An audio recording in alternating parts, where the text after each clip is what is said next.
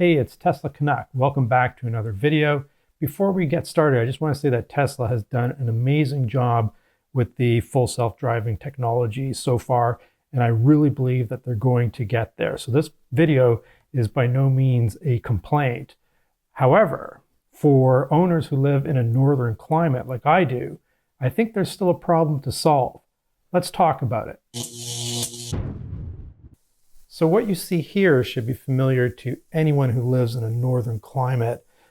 Basically, to keep the roads from freezing over, governments just spray the roads with salt, and there's a chemical reaction that I won't get into here, but obviously it keeps the road, the water from freezing down to a certain temperature. I think it's -6 or -7 Celsius or something like that.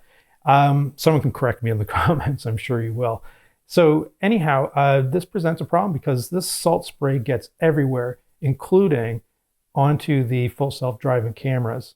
Before we go too much further, and for the benefit of people who are watching who might not have a Tesla right now, but are thinking of buying one, I'm just going to go over where the cameras are on the car so that people can get a sense of what we're talking about, even if they've never driven a Tesla or even seen a Tesla.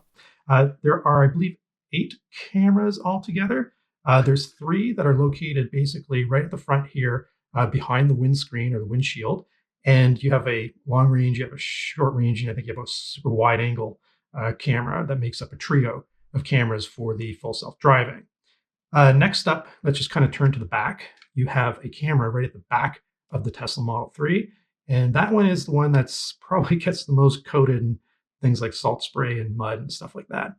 And moving along, so on each side, you have, these are called the repeater cameras, and there's one on each side of the vehicle. Why they're called repeater cameras, I don't know. I tried to Google it, and no one seems to know why they're called repeater cameras, but those are the ones that are on the side there, and you can see there's another one on the other side over here.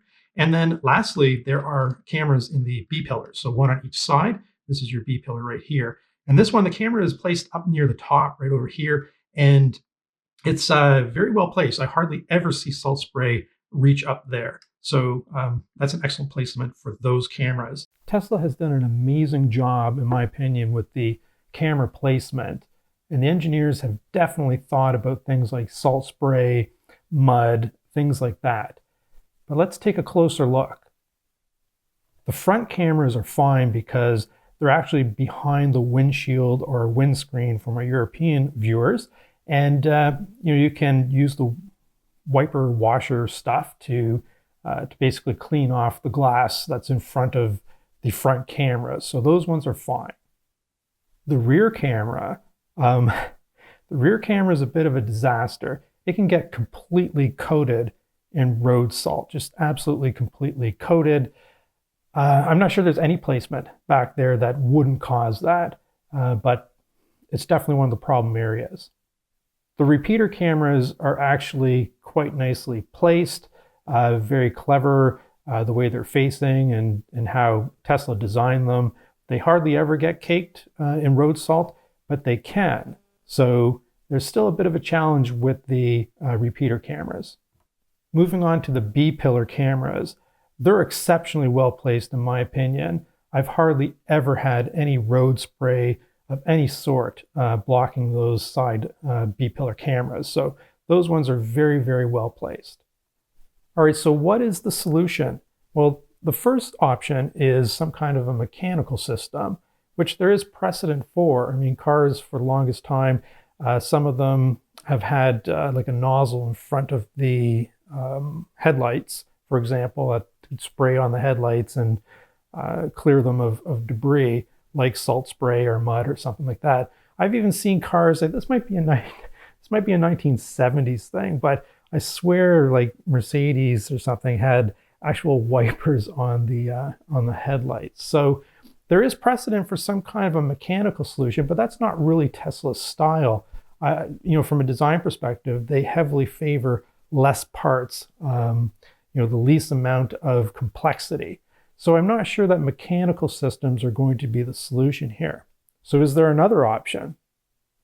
Well, I think there is. And I think the second option is some kind of nano coating.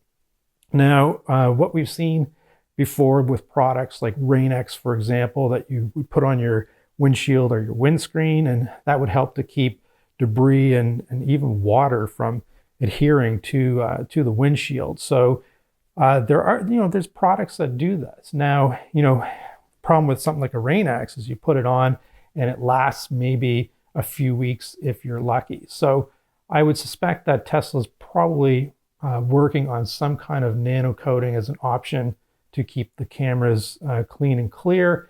And it would be a nano coating, obviously, with a lot more longevity than something like a Rain-X. So I think those are the two possible options: a mechanical solution or some type of a nano coating. So in conclusion, Tesla has done an amazing job with the camera placement for full self-driving. It works really, really well given the circumstances of things like salt spray, mud, that type of stuff. However, there is still work to be done in order to make sure that full self-driving works all the time in all conditions. In order to make sure that the cameras stay clean and clear, a nano coating, in my mind, is probably the optimum solution. It doesn't require any mechanical moving bits, which we know that Tesla doesn't like, and the technology seems to exist out there to be able to do such a nano coating.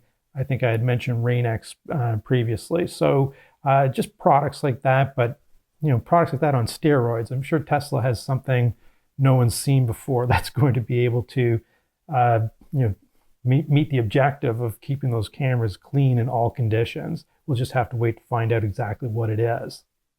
The thing that I like about a nano coating solution is something like that could also be made available to existing Tesla users. So not just new cars that are rolling off the production line today. Whereas if it was a mechanical solution, then the rest of us would be kind of, well, a little bit pooched. So a nano coating of some sort just makes a lot of sense, because I imagine there could be a do-it-yourself kit that Tesla could sell online, and existing owners like me and some of you would be able to just apply the fix at home with some type of applicator or something like that. So that's why my guess is some kind of nano coating is coming from Tesla. All right, thank you for watching. I really value you spending the time with me. Hit that subscribe button if you haven't done so already, and I'll see you next time.